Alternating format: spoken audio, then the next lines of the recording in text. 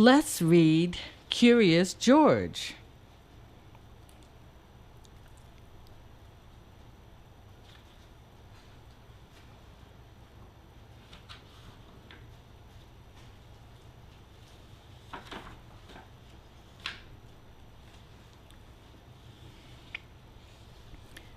This is George.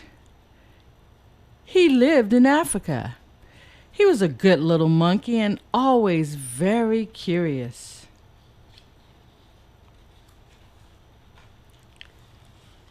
One day George saw a man. He had on a large yellow straw hat.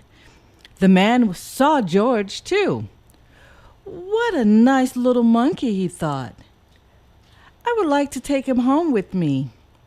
He put his hat on the ground, and of course, George was curious. He came down from the tree to look at the large yellow hat.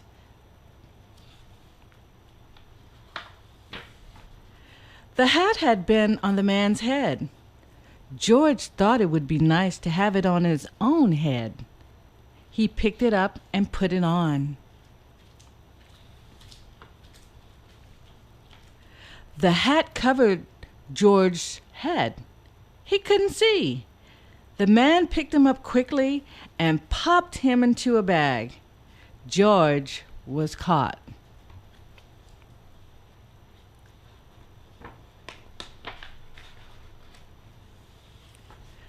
The man with the big yellow hat put George in a little boat, and a sailor rowed them both across the water to a big ship.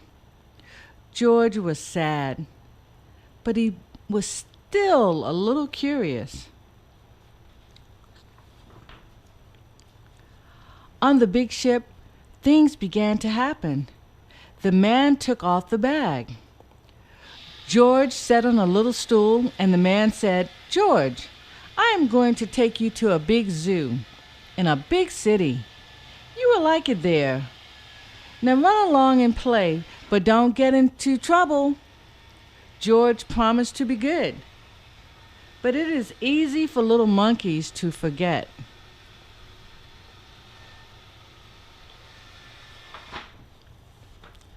On the deck, he found some seagulls. He wondered how they could fly. He was very curious. Finally, he had to try. It looked easy, but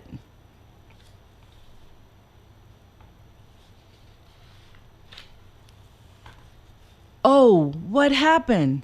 First this, and then this?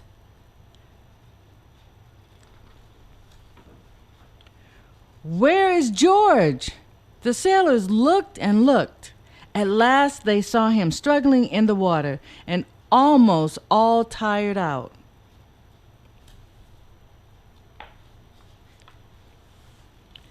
"Man overboard!" the sailors cried as they threw him a life belt. George caught it and held on. At last he was safe on board.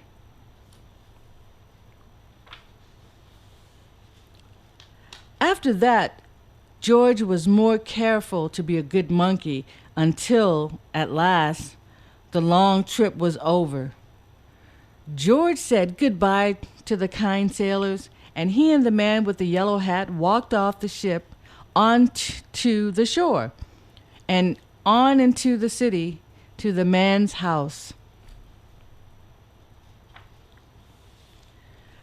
After a good meal and a good pipe, George felt very tired.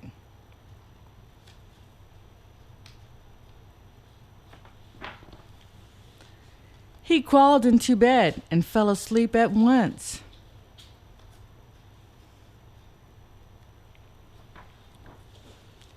The next morning, the man telephoned the zoo. George watched him. He was fascinated. Then the man went away. George was curious. He wanted to telephone too. 1, 2, 3, 4, 5, 6, 7. What fun!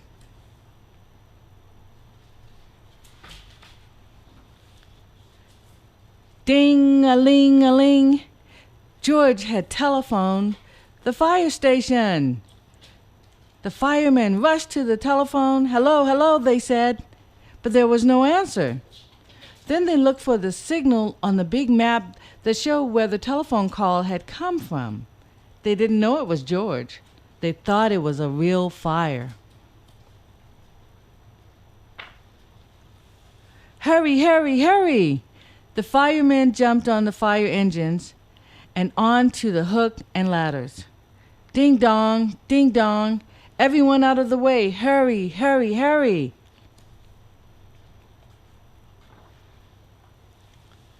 The firemen rushed into the house. They opened the door. No fire, only a naughty little monkey. "Oh, catch him, they tried.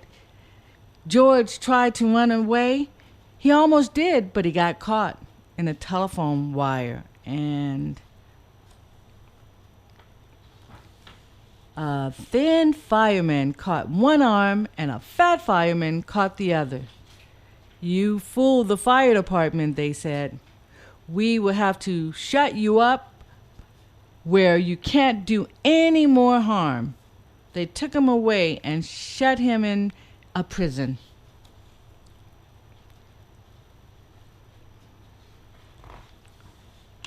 George wanted to get out. He climbed up to the window to try the bars. Just then the watchman came in.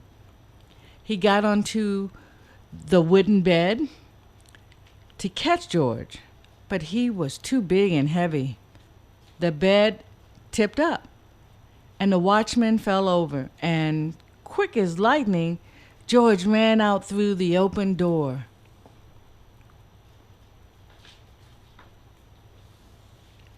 He hurried through the building and out onto the roof, and then he was lucky to be a monkey.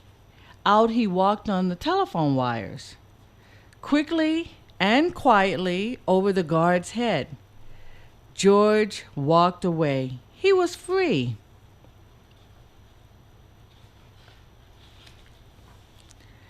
Down in the street outside the prison wall stood a balloon man. A little girl bought a balloon for her brother. George watched. He was curious again. He felt he must have a bright red balloon. He reached over and tried to help himself, but instead of one balloon, the whole bunch broke loose. In an instant, the wind whisked them all away, and with them went George, holding tight with both hands. Up, up he sailed, higher and higher. The houses looked like toy houses, and the people like dolls. George was frightened. He held on very tight.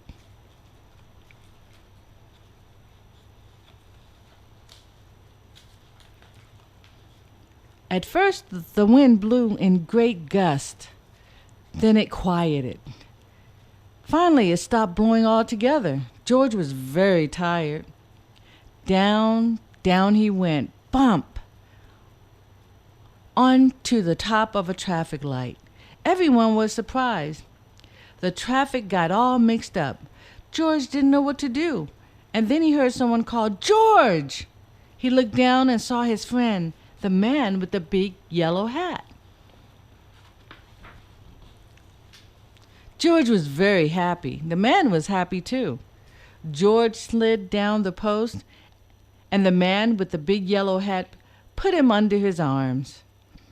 Then he paid the balloon man for all the balloons, and then George and the man climbed into the car, and at last away they went.